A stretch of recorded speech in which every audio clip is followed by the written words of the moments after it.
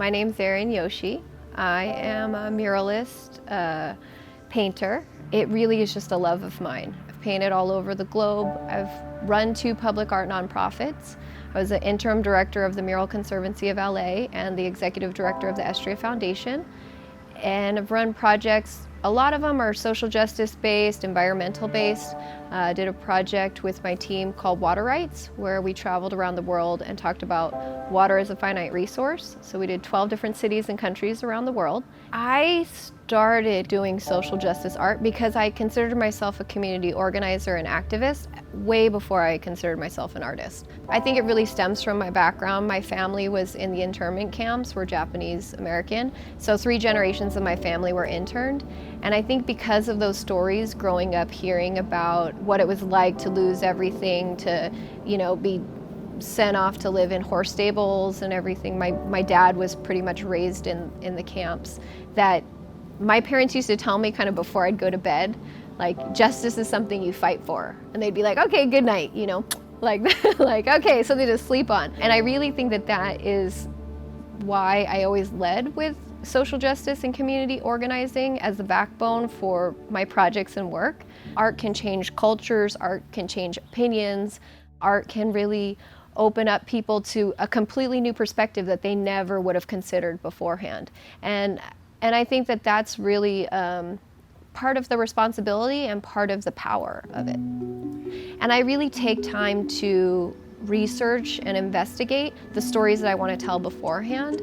It's kind of a combination of understanding a little bit about the historic knowledge of the space, and then going in, creating good partnerships and trying to pull out stories. So I try not to go in with like a preconceived idea of what I'm going to draw. I really consider myself a little bit more of a visual translator, where I'll take in stories and then try and figure out how I can translate that onto a mural or onto the walls.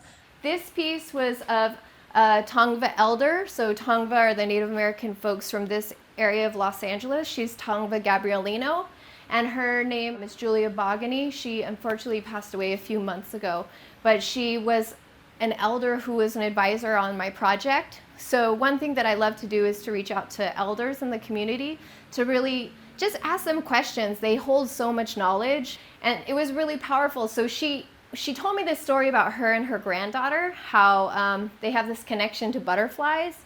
And I really love that story because butterflies also symbolize so much of transformation. And so I kind of painted this in that honor, and I'm actually going to give it to her granddaughter.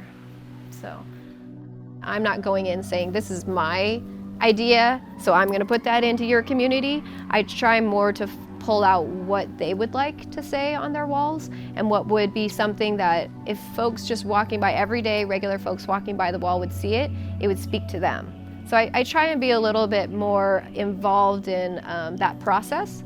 I really see that as the longest portion, and definitely that I put most of my time to in any of the projects I work on. The painting is quick, I can do that in a couple days, if it's small, a day, but really the time that I put into a project is about that part, that research, that partnership, that development. I feel like when you do that, these murals can become landmarks of the community. They become a point of pride versus just something that's pretty on the wall. And that's amazing too. That's, takes a ton of talent and something that I enjoy.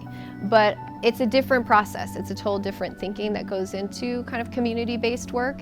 And I think for many years it has been undervalued in our industry. It's kind of seen as like folk art, or, it's not to the same esteem, I guess, in fine art institutions or contemporary art institutions. But I think that there's a transition really happening where people are trying to express what they're feeling. They want things that are hopeful. They want things that speak to them. And so I feel like we're kind of in this point where things are starting to transition as well, where there's new opportunities to be more vocal.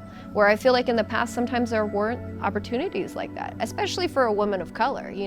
For a long time, there were so few of us even in the industry that you really felt like if you look at a festival, if there's 20 artists that are in it, maybe one of them is a woman of color, maybe 2, that would be, that's a lot. And so when you see that we're such a minority in our own industry, you get worried, you try and play safe. You know, you're not sure, you don't want to do something that would kind of take you out of that running or that opportunity. But I think that in this time of transition, new opportunities arise where now they have festivals that are, so all of the work they want to be social justice based. So when you see that there are opportunities like that, I think it allows people to be more bold in what they want to say. I think also it's, you know, when you do any project, the process is the part that I really have been trying to focus on enjoying. Because I think when I was younger, I thought that you'd get to a certain level of success and then you'd enjoy it. You know, you'd be like so excited.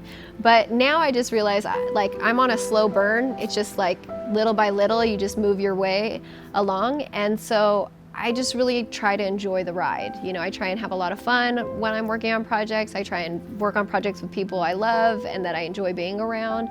And so I think now really I try and take pleasure in those moments as well. When you place a mural or public art into a community, it's right on the street, it's accessible by all. And that's where it's really powerful. I consider murals to be billboards of the people, that they really are amplifying the messages of what the people are feeling. It's almost like a sensor to know what the community is talking about and what they're facing just by walking the streets and seeing what the art is saying to you.